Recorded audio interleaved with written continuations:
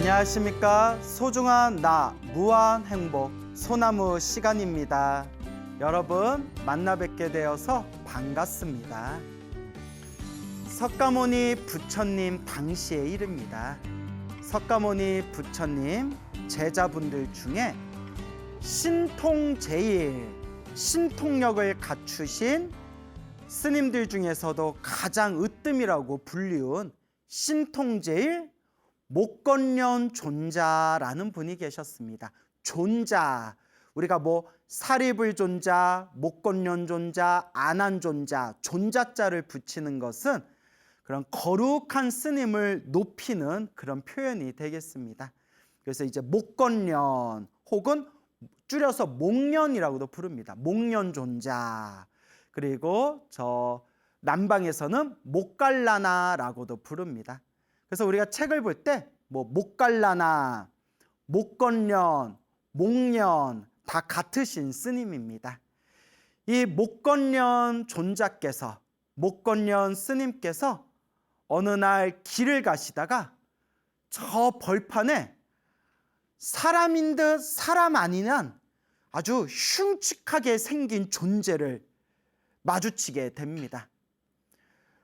얼굴과 입은 엄청나게 크고 몸은 빼빼 말라 있고 배는 산더미처럼 엄청나게 배가 튀어나와 있고 그리고 목구멍은 바늘구멍보다도 작게 그렇게 구멍이 나 있고 그리고 머리카락은 송곳으로 그런 날카로운 바늘로 이루어져 있고 온몸에 활활 불이 타오르면서 극심한 고통과 배고픔에 시달리고 있는 그런 귀신을 마주치게 됩니다.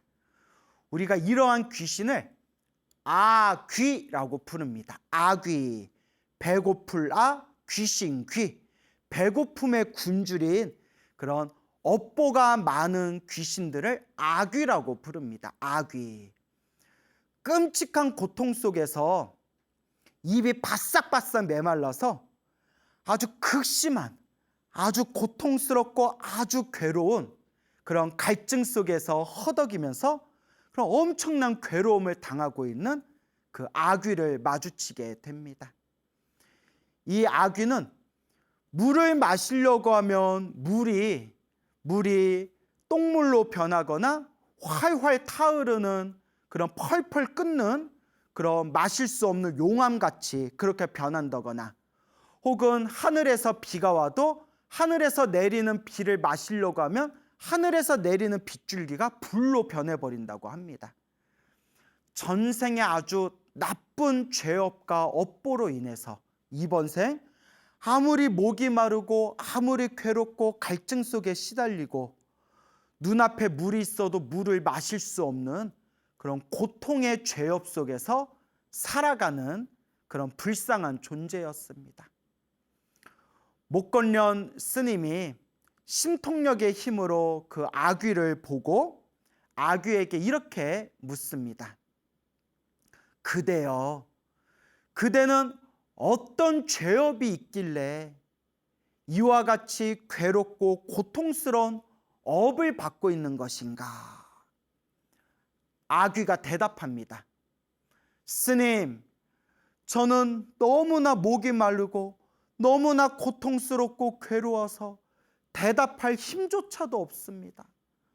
그러니 스님의 스승님이신 부처님께 여쭈어 보십시오 라는 그런 대답을 하게 됩니다.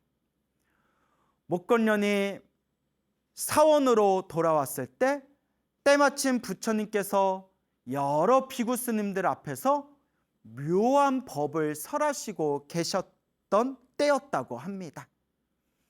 목건년 존자가 부처님께서 설법하시고 있는 설법전에 들어갔을 때 부처님께서 이미 목건년의 마음을 다 헤아려 보고 목건년의 마음을 다 꿰뚫어 보고 부처님께서 이렇게 물으십니다.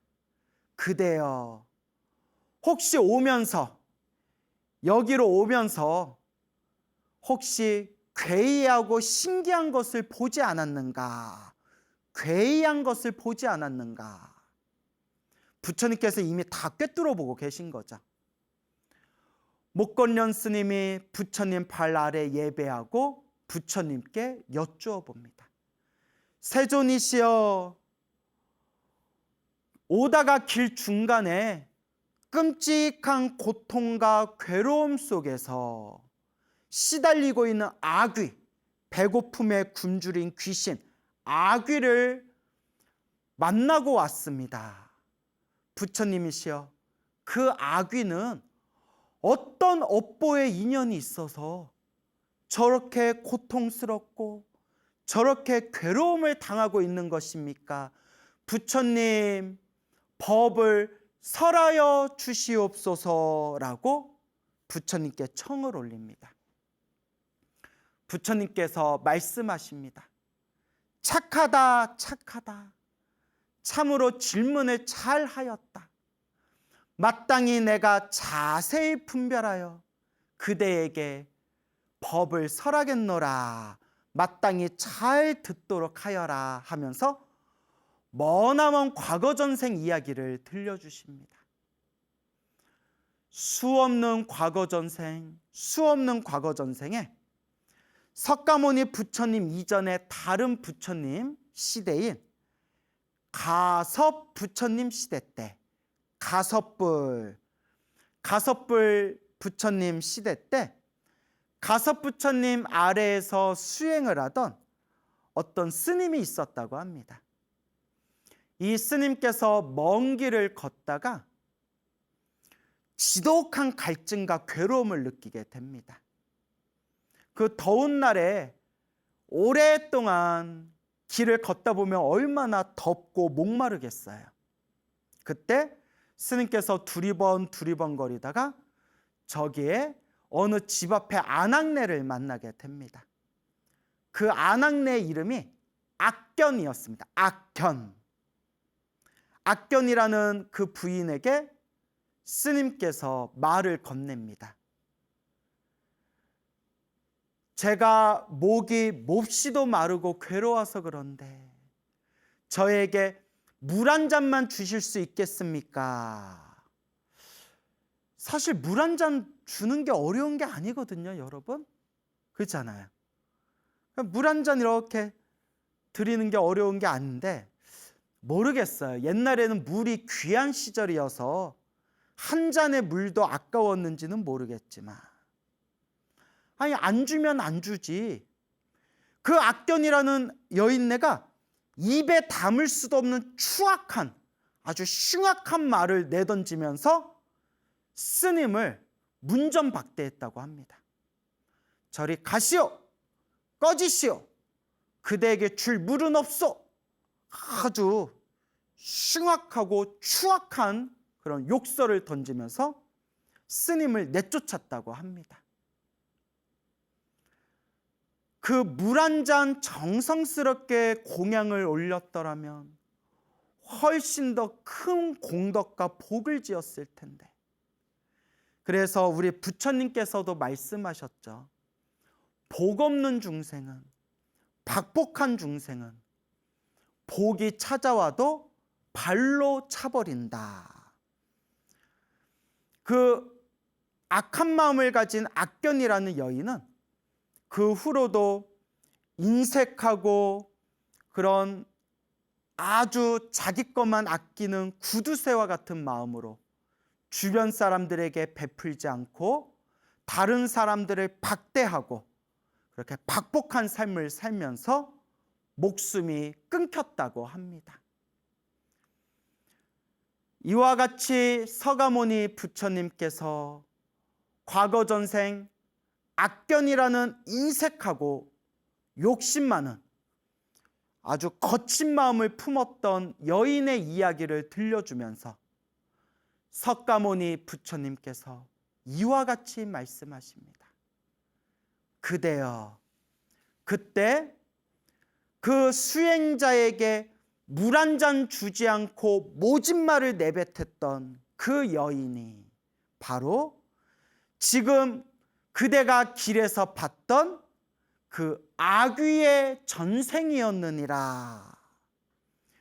사람들에게 베풀지 않고 자기 욕심만 차리고 너무나 인색하고 거친 마음으로 살아왔기 때문에 이번 생 몸을 받았을 때 저렇게 고통스럽고 괴로움을 당하고 항상 갈증과 고통과 괴로움에서 살아가는 아귀의 몸을 얻게 된 것이니라 라고 하시니, 그 자리에 있던 수많은 비구스님들과 불자들이 다 함께 이 인과 업보에 대한 두려운 마음을 일으키고 다 함께 도를 깨우치는 마음을 일으켰다라는 이야기가 지금까지 전해지고 있습니다.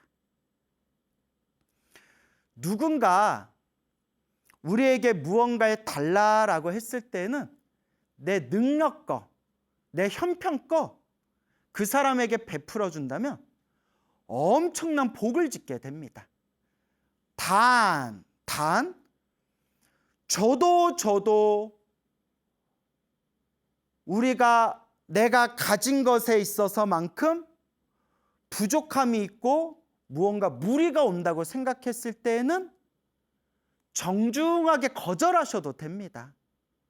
예를 들어서 광우 스님이 불자님 저 물 한 잔만 주세요 하면 우리 불자님들이 이렇게 예 스님 하고 물 한 잔 주실 거 아니에요.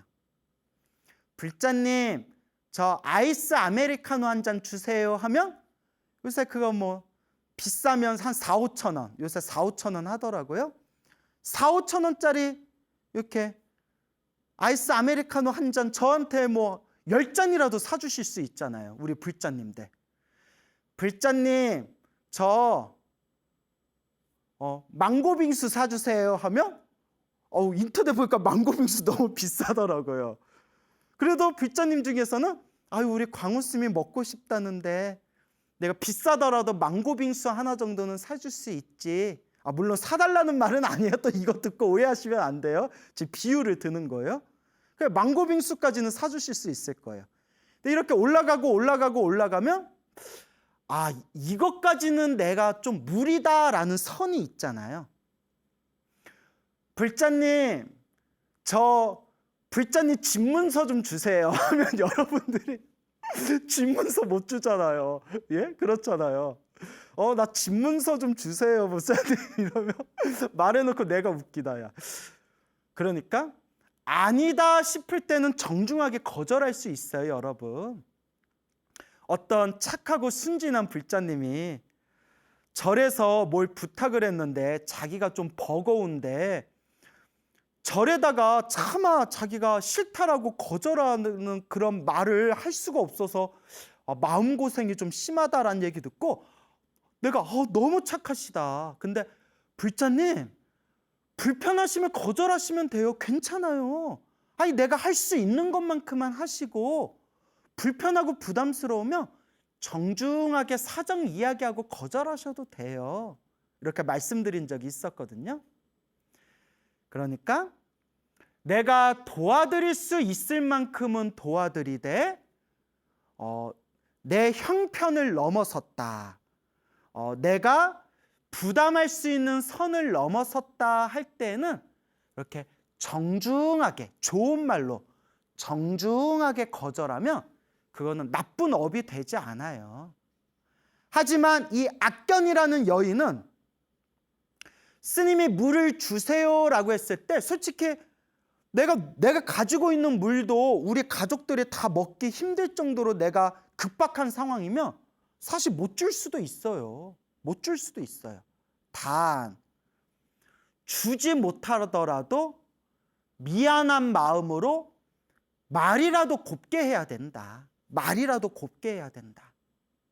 그런데 그 여인은 물도 주지 않고 더더구나 그 물을 달라고 했던 스님에게 입에 담을 수도 없는 거친 말을 내뿜으면서 입으로 지은 업, 그 입으로 지은 업으로 자신의 공덕을 우르르르 무너뜨리고 아주 흉악하고 끔찍한 입으로 지은 죄업을 스스로 만들게 된 것입니다. 그래서 이번 생에 저토록 끔찍하게 고통받는 아귀의 몸으로 태어났다라는 그런 부처님의 말씀이 되겠습니다. 참 무섭고 무섭습니다. 너무나 무섭고 무섭습니다. 우리가 시작 없는 옛적부터 지금까지 살아오면서 알고 지었건 모르고 지었건 탐욕과 성냄과 어리석음에 물들어서 몸과 말과 생각으로 이 얼마나 많은 업을 지어왔던가. 저 자신도 스스로 생각해 봤을 때 이 광우라는 존재도 지금까지 살아오면서 몸과 말과 생각으로 얼마나 나쁜 업을 저질렀을까. 참으로 무섭고 무섭습니다. 그래서 천수경에서도 항상 천수경의 첫 시작이 정구업진언, 입으로 지은 업을 깨끗이 하는 진언, 수리수리 마수리 수수리 사바하로 천수경이 시작되는 겁니다. 우리 불자들은 늘 기도해야 됩니다. 늘 염불해야 됩니다. 중생으로 살아오면서 알고 지었건 모르고 지었건 몸과 말과 생각으로 지은 나의 그 모든 업보들 이번 생에 지극한 마음으로 참회해야 됩니다. 기도하고 참회하고 복을 짓고 공덕을 닦으면서 내가 지은 업장을 조금이라도 내가 지은 업장을 소멸하도록 노력하고 부족하면 부족한 대로 조금이라도 선업과 공덕을 지을 수 있도록 노력하고 노력해야 합니다.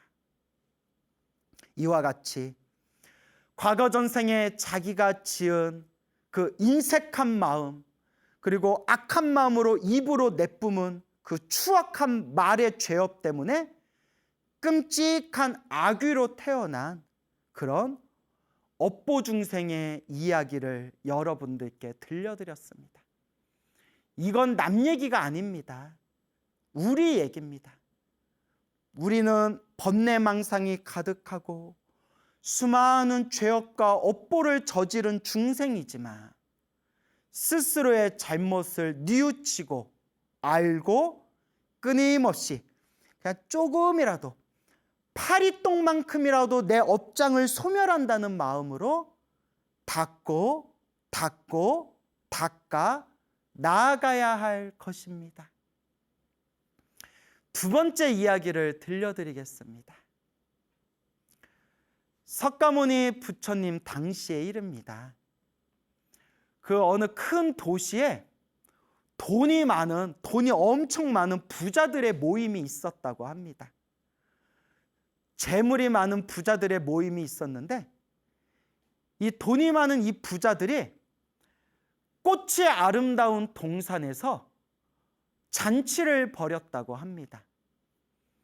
에헤라티야 하면서 그렇게 노세노세 젊어서 놀아 마셔라 그러면서 이제 재미나게 잔치를 벌이고 있었을 때 그때 어느 부자가 그 숲에 만발한 아름다운 꽃들을 보면서 시중 드는 옆에 사람에게 자, 저 숲에 들어가서 예쁜 꽃을 따다가 꽃으로 꽃 목걸이를 만들어 와라. 우리 목에다 거는 꽃 목걸이 있죠? 화환이라고 하죠. 화환.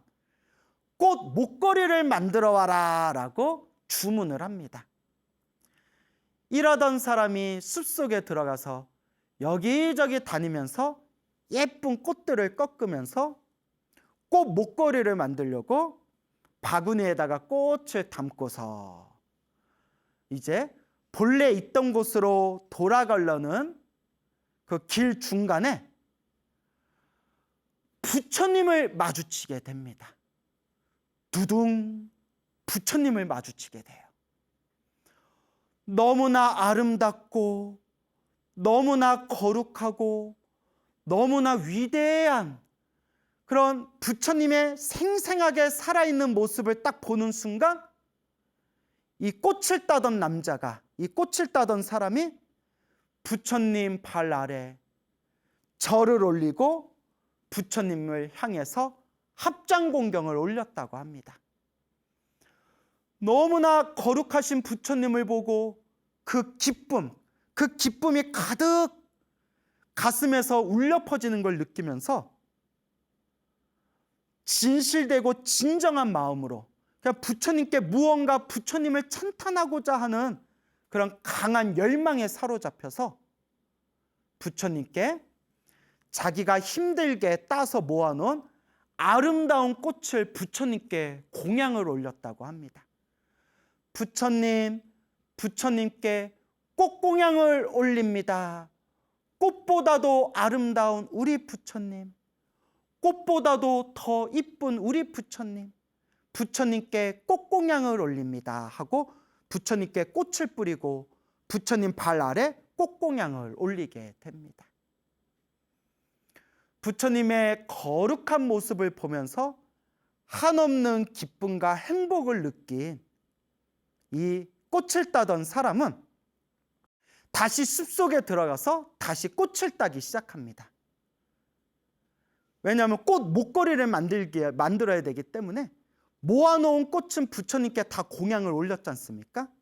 그래서 다시 이제 꽃을 따는 와중에서 나무 위에 매달려 있는, 나무 위에 피어 있는 꽃을 따기 위해 큰 나무 위로 올라가기 시작합니다.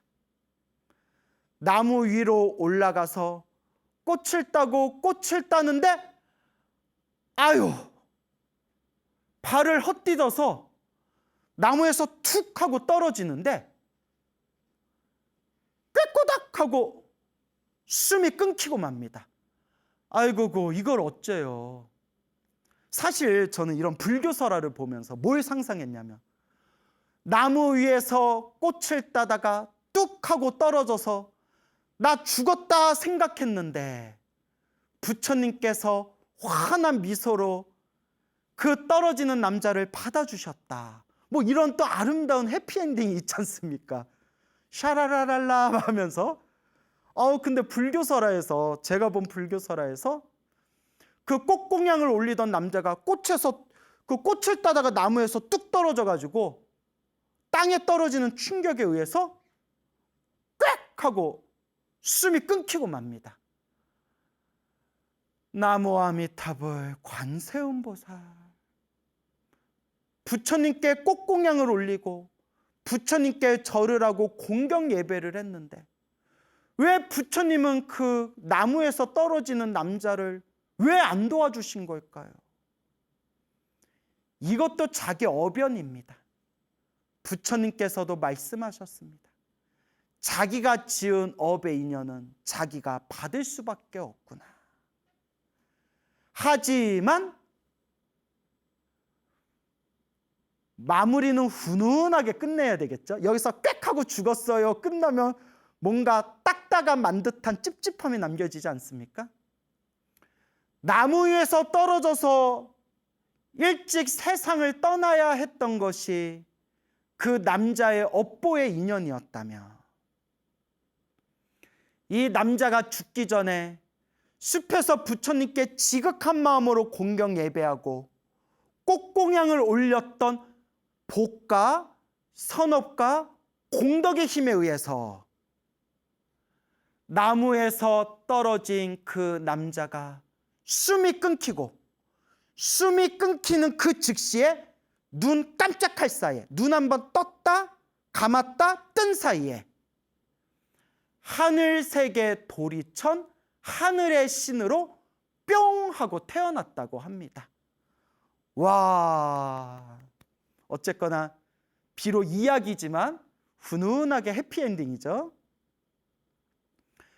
부처님께 꽃공양을 올렸던 그 천신은 도리천, 다른 말로 33천이라고도 부릅니다.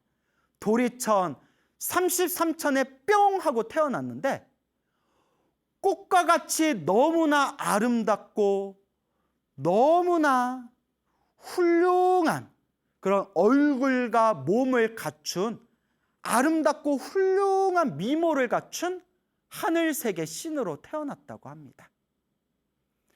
그래서 부처님 경전에도 나옵니다. 살아서 불법성 삼보에 꽃공양을 올리는 사람들은 다음 세상 태어날 때 아름다운 외모, 사람들이 좋아하는 아름답고 훌륭한 외모를 얻게 된다라고 경전에 나옵니다. 예전에 어느 절, 유명한 절이에요. 서울의 유명한 절인데 이제 어느 절인지 말할 수는 없고, 그 절에 친한 스님이 거기서 이제 총무 스님 소임을 보고 있었는데, 그 절에 제가 놀러 가게 됐어요. 스님, 저 갈 때 뭐 사갈 거 있어요? 뭐 잡수시고 싶은 거 있어요? 그러니까 스님이 광우 스님 올 때 빵 좀 사와 이러더라고요. 빵을 사오라고 해서. 근데 거기가 큰 절이거든요. 유명한 절이에요. 유명한 절인데. 근데 보통 절에 서울 도심 사찰에는 신도들이 빵이나 케이크를 많이 올려요. 그래서 스님들이 이제 빵이나 케이크 같은 것도 많이 드시죠. 그래서 내가 당이 걸렸나? 그래서 아니 스님, 절에 빵 없어요? 신도들이 빵 많이 올리지 않아요? 했더니 그 스님이 하는 얘기가, 우리 큰 스님이 하도 꽃공양 올리면 다음 생에 예뻐진다라는 법문을 평소에 자주 하셔서 우리 절 신도들은 다들 꽃만 올려 이러시는 거예요. 꽃을 먹을 수는 없잖아 이러시더라고요. 갑자기 그게 생각났어요. 그래서 제가 한 봉다리 빵을, 맛있는 빵을 사간 적이 있었는데, 그래서 부처님 경전에도 꽃을 올리면 다음 세상 태어날 때 아름다운 외모를 얻게 된다라는 게 경전에 나와요. 꽃을 따던 남자가 자기가 바구니에 담아놓은 그 예쁜 꽃들을 부처님 발 아래 정성스럽게 꽃공양을 올리고 부처님을 향해서 그 꽃을 뿌린 그 공덕의 힘에 의해서 하늘세계 신으로 태어났고, 하늘세계 신들 중에서도 아주 아름답고 훌륭한 그런 외모를 갖춘 신으로 태어났답니다. 도리천을 지배하는 하늘세계 신들의 왕인 제석천왕, 우리 한자로는 제서천왕이라고 부르고 저 발리어로는 샤카천왕이라고 해요. 샤카천왕. 인도 신화에서는 인드라신이라고 부른다 하더라고요. 제석천왕, 샤카천왕, 인드라신. 이 제석천왕이 도리천에 새로 뿅 하고 태어난 그 천신이 너무나 아름답고 너무나 자태가 훌륭해서 제석천왕이 질문을 합니다.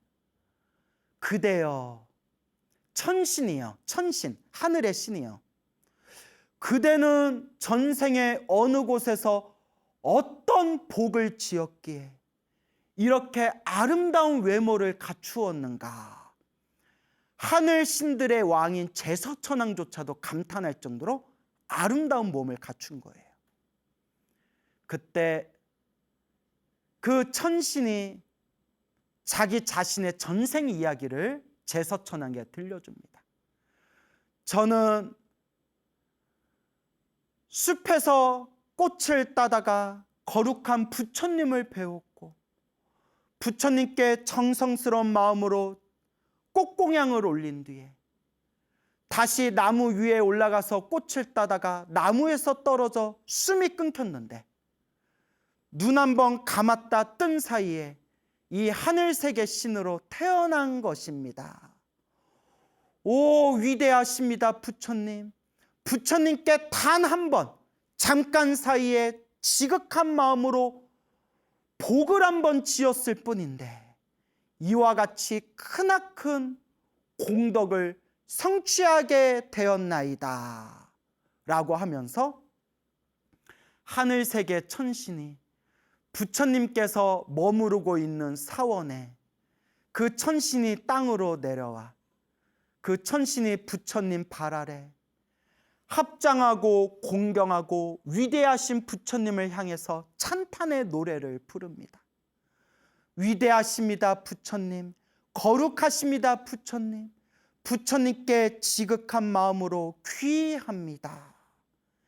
이때 부처님께서 그 하늘나라 세계에서 내려온 천신에게 진리의 말씀을 설하시니 그 진리의 법문을 듣고 이 천신이 수다원, 사다함, 아나함, 아라한 4단계의 고귀한 깨달음에서 첫 번째 깨달음, 수다원이라는 깨달음을 그 자리에서 뻥 하고 수다원의 깨달음을 얻었다고 합니다. 천신은 기뻐하고 기뻐하면서 부처님을 우러러 찬탄하면서 다시 하늘 세계로 돌아가게 됩니다. 그 다음 날 수많은 비구 스님들이 아침에 부처님께 문안 인사를 올리면서 석가모니 부처님께 이렇게 여쭈어 봅니다. 부처님, 간밤에 혹시 무슨 일이 있었습니까?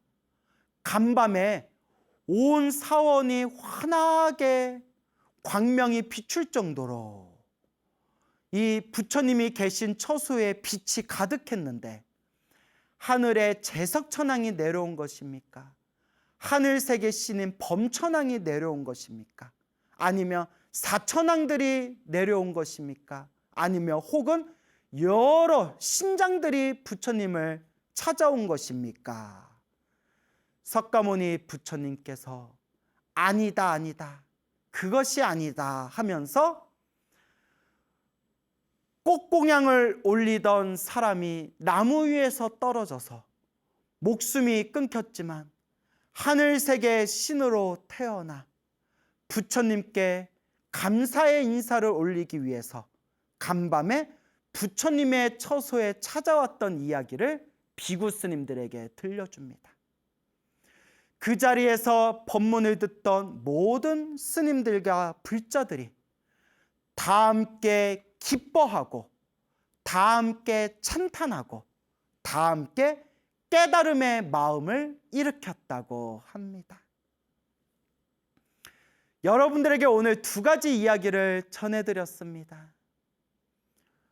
목이 마른 스님에게 물을 보시하지 않고 오히려 추악한 말을 던짐으로써 흉악한 죄업, 추악한 악업으로서 다음 생에 아귀의 몸을 얻게 된 악견이라는 여인의 이야기를 들려드렸고, 또한 부처님께 정성스럽게 자기가 바구니에 담아놓은 꽃공양을 올림으로써 비록 이번 생에는 자기가 지은 업보의 힘 때문에 단명을 했지만 죽은 뒤에 손살같이 하늘색의 아름다운 몸을 가진 하늘색의 신으로 태어난 한 사람의 이야기를 들려드렸습니다. 한 끗 차이, 이 마음의 한 끗 차이가 똑같은 사람인데도 한 명은 아귀로 태어났고 귀신으로 태어났고 한 명은 하늘색의 신으로 태어났습니다. 바로 그 한 끗 차이입니다. 부처님께서 말씀하셨습니다. 중생과 부처와 마음은 차별이 없다. 마음, 이 마음 하나 어떻게 쓰냐에 따라서 중생이 부처가 될 수도 있고 본래 부처였던 우리 존재가 중생처럼 어리석게도 살아가는구나. 마음, 그 한 생과 한 끗 차이, 그 마음이 귀신으로도 태어나게 하고 하늘세계 신으로도 태어나게 하는구나 라고 말씀하셨습니다. 여러분들은 어떤 마음으로 살아가고 계십니까? 복을 짓고 있는 공덕의 마음으로 살아가고 있습니까? 복을 까먹고 죄업을 짓는 박복한 삶을 살아가고 있습니까? 어렵고 어렵습니다.